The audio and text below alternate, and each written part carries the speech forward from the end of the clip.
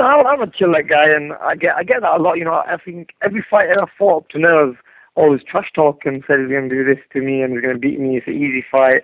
I got no chin. But in a way, it just motivates me because when I go into the gym, it just makes me train that bit harder because I know these guys are, they hating on me and stuff and they're dissing me. So in a way, it just makes me train a lot harder.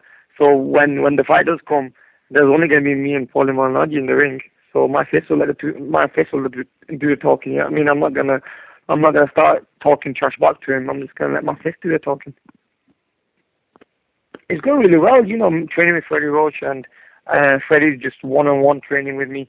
Last time I was here, Manny was here as well, and it's quite hard for Freddie, to train both of us. But he still trained both of us. But now, everything, Freddie, I'm just the one guy Freddie's training now. So in a way, I'm getting that extra commitment off him, and I feel good, man. Already into the training camp, I've been training for like 3 weeks, and I feel so sharp and fit. I start sparring this coming week. Also training alongside with Alex Ariza, my strength conditioner. He's pushing me, and I feel strong, man. I think I'm going to be a lot stronger than I have been ever. Yeah, I like to fight Prescott, but that was one of the reasons we left Frank Warren and stuff, because the fights I wanted I was never getting, and I always wanted to fight in America. But yeah, the Prescott fight I still love, even though he just got beat off Kevin Mitchell. But yeah, I love that fight, just to shut a lot of people up. But the fight against Ricky Hatton, I think that's the fight that everyone's talking about because we're both British fighters, and it'll be a massive fight in Britain. But we'll see what happens. We're friends. And boxing is a business, if the fight ever gets made, I know it's gonna make a lot of money. But if it was up to, if I was Ricky Hatton, I think I'll hang my gloves up and, stay retired because, he's not gonna do himself any favors if he comes back in the ring. Most fighters, stay in the UK. It's like you look at Joe Calzaghe and Ricky Hatton, they move to America around 40 fights. I'm moving towards a big fight in America at a young age. I'm still 23, and I've had 23 fights, and I wanna become a big name in America. I'm not gonna leave it too late. I wanna come here young, fresh, and fight the big names. But I have to say, at the moment, the response of the American fans have been brilliant. I'm happy to be here. I moved everything from the UK to America. My training, my promotion, everything's been moved because, I want to be the best at my division, and to do that, I think America is the big market for it. I've learned so much, just to spend, a few rounds in the ring with Manny Pacquiao, it gives you that confidence. So, when I go into a fight, I know my opponent's not going to be as good as Manny. And also, you get to work at the pace of fighting. Before I used to be one of them fighters, I used to fight with, my heart. I used to go in there, get into tear-ups, and I never use my brains. Whereas now, when you spar with the guys like Manny Pacquiao and other great fighters in the gym, you intend to use your brains a bit more. You have to be more technical. You have to pick the right shots. You have to pace yourself. And that's what I've learned. But, I have to say, I had some great sparring sessions with Manny Pacquiao, and, that's when Freddie thought, because I handled myself quite well, Freddie thought, I'd be a great fighter, and, he started to work with me. Yeah, I did. I watched the Maidana fight. I think he just did what he had to do. I'd love to fight Maidana. A lot of people, a question that people ask me is, why didn't you fight him just, in this fight coming up? The reason to that is because, when I spoke to Golden Boy, because he is also another Golden Boy fighter, the money didn't tally up for this fight.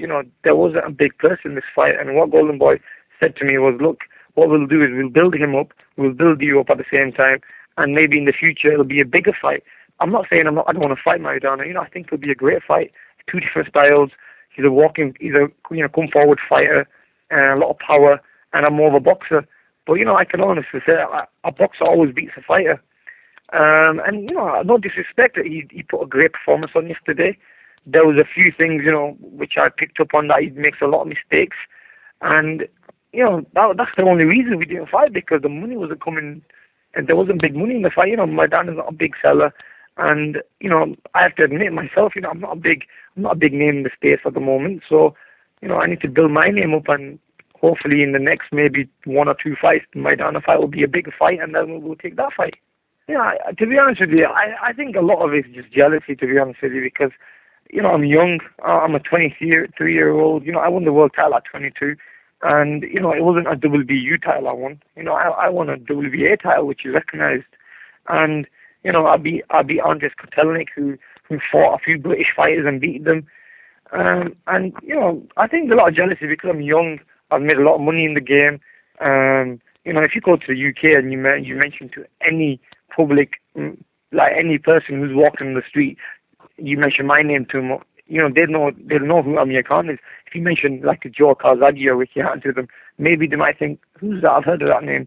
But that's the thing, and some fighters don't like that because they think they've been doing it for so long and I've just come on the scene and, more people know me. But, that's the way it is. I think in this game you do get a lot of jealousy, but I just put it behind me because at the end of the day, I just have to keep on winning. I have to keep on training hard and just block all that. I remember the time when I got beat off Prescott, I think I did let it get to my head a little bit where I was winning fights. The easy fights I was getting through and winning them, I was on top of my game till that defeat. When that defeat happened, they gave me a wake-up call. It woke me up. I was like, wow, this is a serious sport, man. I can't make mistakes because, one day, one punch can change your whole career. And that's what it did, nearly. So, I learned from them mistakes and, I know there's a lot of interest in me in America. HBO want to show me on their station, and also, you've got the UK TV, and then I've just done a deal with Golden Boy. I'm just gonna keep my feet on the ground, stay level-headed because in this sport it's such a tough sport. You can't let it get to your head. I don't think I've achieved what I want to achieve yet. I've got some big fights to come. I want to win some big fights. I want to become a big star first. And that's what keeps me level-headed because I know boxing is just a tough sport. I had a strength conditioner in the UK first. He was looking after me for maybe about 2 years. And I got too big. I got too muscular. If you look at my, maybe the Gomez fight or the Prescott fight, I was just too big. And I think mentally when you look big, you feel strong. You feel like you can go in the ring and knock anyone out because of the amount of muscle you have on your body. And I had very small legs, very skinny legs. And, and I used to kill myself to make lightweight. Lightweight was so hard to make.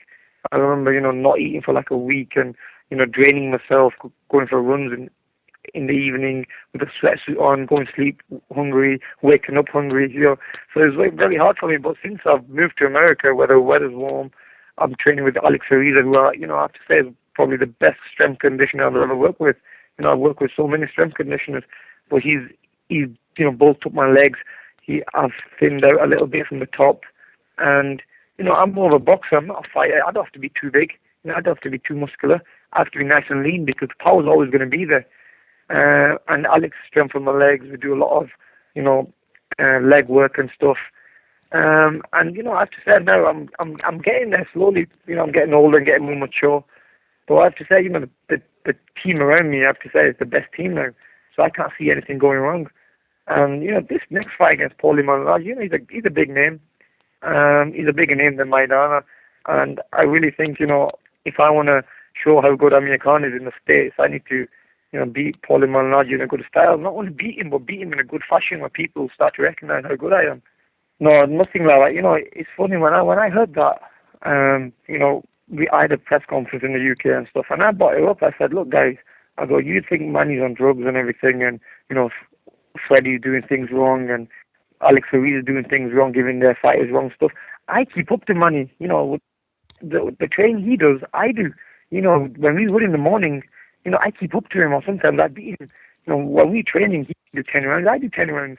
Does that mean I'm on drugs? I'm willing to give a drug test whenever you want, and I keep up to Manny. It's just, there's, when a sportsman is doing well, there's always that negativity about them. So someone's always going to say something about them. Manny's such a great fighter, and you can't take that away from him. And I feel sorry for the likes of, Alex Ariza and Freddie Roach because the time and effort they put in, for these fighters and for us fighters, and people turn around and say, oh, fighters are on drugs. It's not nice because I know how hard Freddie trains Manny. I know how hard Freddie trains me. I know how hard Alex trains Manny as well. So, it's one of them things that I think a lot of jealousy is flying around and a lot of rumours. It's untrue, to be honest with you, but, that's always going to happen to people who have big names.